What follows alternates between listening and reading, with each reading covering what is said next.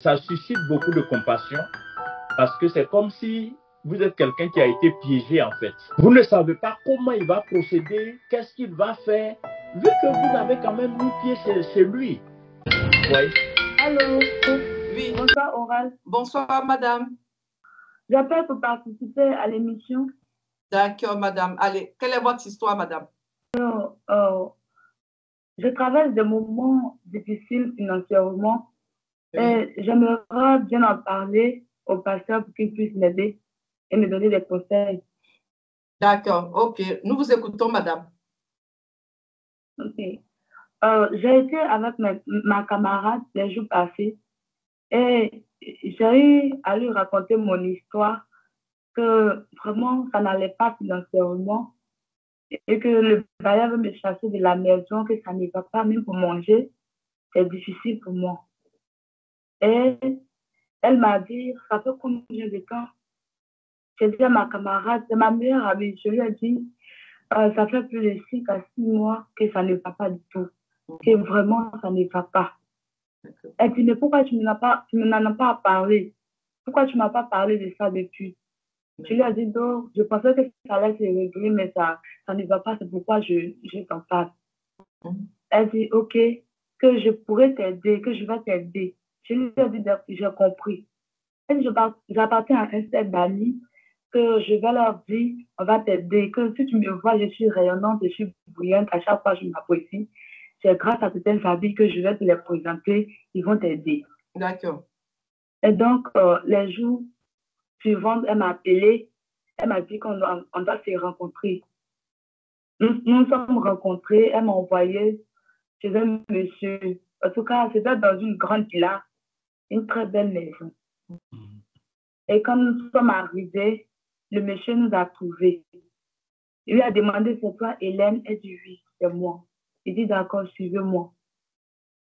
Nous sommes allés dans une chambre, vraiment, quand nous sommes arrivés, la chambre, quand j'ai vu la chambre, je suis que c'était un monsieur mystique. Parce qu'il avait des gris-gris, il y avait des têtes de bœuf, du sang, des choses, des souris mortes, façon des canaris. Et il a dit mon nom, il dit que c'est toi qui voulais que je fasse mon travail. Je lui ai dit, quel travail? Il dit, c'est pas toi qui voulais qu'on fasse ton travail. Et ma camarade me dit, tu avais dit que tu as des soucis financiers, que voici, je t'ai envoyé pour que tu puisses t'aider, que c'est ce que je fais pour être comme ça, tu m'apprécies à chaque instant. Je lui ai dit non, mais je ne savais pas que c'est ici que tu m'envoyais, que pourquoi tu ne me l'as pas dit au départ que c'était ici, que moi je ne savais pas. Et le monsieur me dit, bon, moi je suis là pour mon travail. Ce que tu as fait, c'est de prendre ce sang. Il y avait du sang dans un seau là. Il me dit, c'est pour prendre ce sang. Il y a une douche à côté, je lave et le reste, je le ferai. Je dis, du sang, quand je ne peux pas me laver avec le sang. C'est pourquoi? Il dit, bon, tu es venu pour faire quoi alors? Je lui ai dit, non, mais moi, je ne sais pas que c'était pour ce genre de choses que je lui ai raconté, je lui ai parlé de moi, je ne sais pas que c'était pour m'envoyer ici. Et, à travers ce temps qu'il parlait, il avait des queues de bœuf dans sa main, il a pris du stock, mais sur son front. Je ne sais pas. En tout cas, j'avais peur, j'avais peur. Et il me dit, faut te laver avec le sang, que je vais faire mon travail.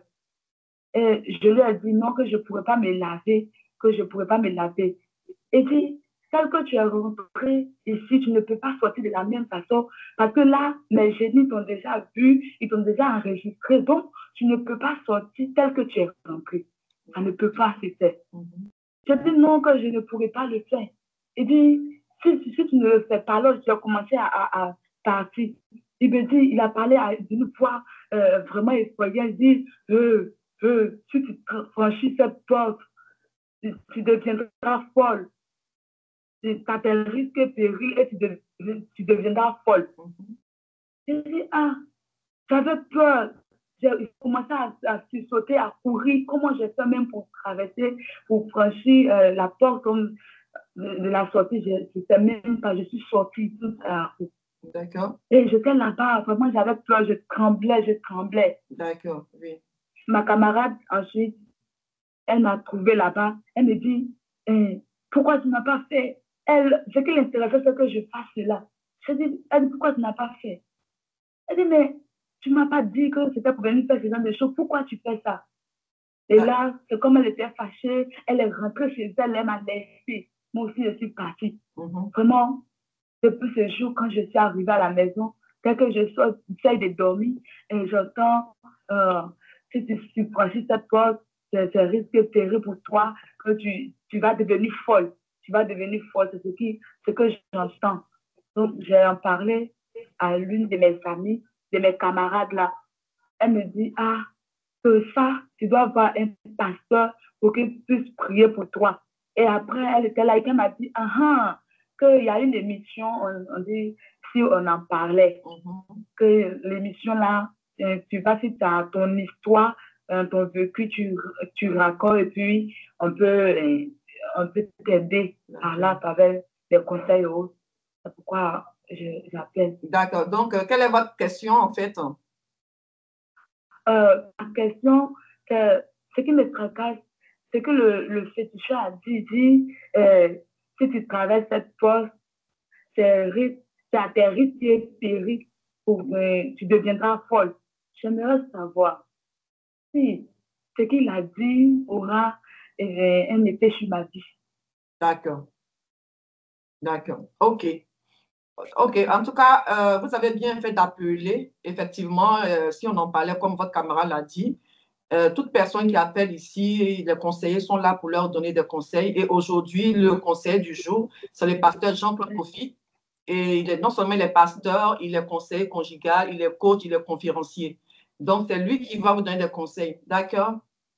Pasteur, voilà l'histoire de cette jeune dame qui me touche et qui est un peu vraiment triste. Elle appelle non seulement pour les conseils et que vous puissiez aussi prier pour elle. Donc, je vous laisse lui donner des conseils. Alors, bonsoir, ma soeur. Bonsoir, pasteur. Oui, peut-être que ça m'a échappé, mais vous n'avez pas dit votre nom. Comment vous vous appelez? Moi, c'est Nassa et Mélissa. Mélissa, ok. J'ai retenu que vous avez été amenée chez un marabout suite aux difficultés dont vous avez fait part à votre soeur, à votre amie, et sans savoir trop ce qui vous attendait là-bas. Alors, sœur Mélissa, est-ce que vous êtes chrétienne? Je vais à l'église rarement. Je vais par moment. Ok, ok. Pas chrétienne. D'accord. Donc, on va faire le besoin que vous avez exprimé. Ça suscite beaucoup de compassion parce que c'est comme si vous êtes quelqu'un qui a été piégé en fait. Oui. Voilà. Et ces gens-là, ils travaillent pour le diable. Ils travaillent avec le diable. Vu tout ce qui s'est passé, en tout cas, ce que je vous recommande d'urgence, c'est d'accepter Jésus. Parce que vous ne savez pas comment il va procéder, qu'est-ce qu'il va faire, vu que vous avez quand même mis pied chez lui. Vous voyez? Et la seule façon pour vous d'être protégé, c'est que Jésus soit dans votre vie. Si Jésus est dans votre vie, vous bénéficierez de la protection du Seigneur, la main du Seigneur sera sur vous, mais au-delà, votre vie va s'épanouir. Alors donc, la première chose que je voudrais vous recommander, avant même de prier pour vous, la première chose que je voudrais vous recommander, c'est vraiment de vous ouvrir au Seigneur. Mélissa, oui, la Bible dit à tous ceux qui l'ont reçu, à ceux qui croient en son nom, la parole donne le pouvoir de devenir enfant de Dieu. Ce soir-là même, c'est-à-dire pendant qu'on parle, vous me dites, pasteur, je suis prête à accepter Jésus. Dès que vous dites ça, on va prier ensemble pour que votre démarche d'accepter Jésus soit effective, d'une part, et d'autre part, je vais prier pour vous. Et enfin, je vais vous recommander à une église pour que tout ce que ce marabout va faire, mais pas seulement ce marabout, mais pour que tout ce que le diable, les sorciers vont faire ne soit pas efficace contre vous, que cela soit sans effet contre vous. C'est tout cela. L'assurance que nous avons chaque jour, c'est juste parce qu'on a donné, on a accepté Jésus comme notre Seigneur, comme notre Sauveur. Et je voudrais demander à Mélissa, est-ce que Mélissa serait prête à accepter Jésus ce soir même, pendant qu'on est en ligne? Oui, parfait. OK. Alors, Mélissa, exceptionnellement, vous allez faire cette prière avec moi. Seigneur Jésus, Seigneur Jésus, je viens d'entendre les Seigneur conseils de ton serviteur.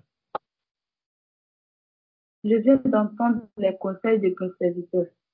Je décide aujourd'hui même Je décide aujourd'hui même de t'ouvrir mon cœur et de t'accepter comme mon Seigneur et mon Sauveur. et de t'accepter comme mon Seigneur et mon Sauveur. Et à partir d'aujourd'hui, À partir d'aujourd'hui, prends-moi comme ta fille. prends-moi comme ta fille. Au nom de Jésus. Amen. Amen. Mettez votre foi dans le Seigneur, d'accord? D'accord, pasteur. Donc, je prie pour vous. Seigneur, je te bénis pour Mélissa. Je veux te rendre grâce de ce que cette opportunité a été pour elle l'occasion d'entrer en alliance avec toi. Seigneur, comme tout le monde, Mélissa était dans l'aveuglement. C'est pour ça qu'elle s'est retrouvée dans les circonstances dont elle vient de parler.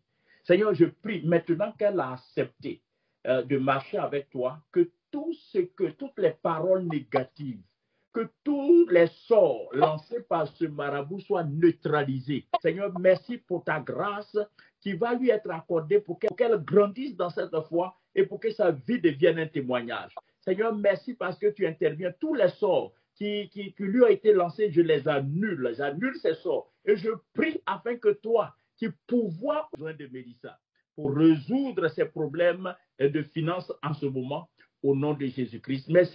Amen. Amen. Amen. En tout cas, merci, pasteur. Amen.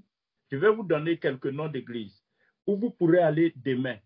Et puis, vous cherchez à rencontrer le pasteur pour lui expliquer. D'accord, pasteur. En tout cas, Merci Mélissa, beaucoup. merci. En tout cas, que Dieu te bénisse. Et puis, n'hésite pas, hein. Tu peux toujours nous appeler au cas où tu as besoin soit de rencontrer le pasteur en privé. Et puis, voilà, tu suis les instructions du pasteur. D'accord? D'accord. En tout cas, merci beaucoup. Merci. Que Dieu te bénisse. Et puis, au revoir, hein. On en parlait. Contactez Oran au +33 6 13 42 66 78 pour y participer.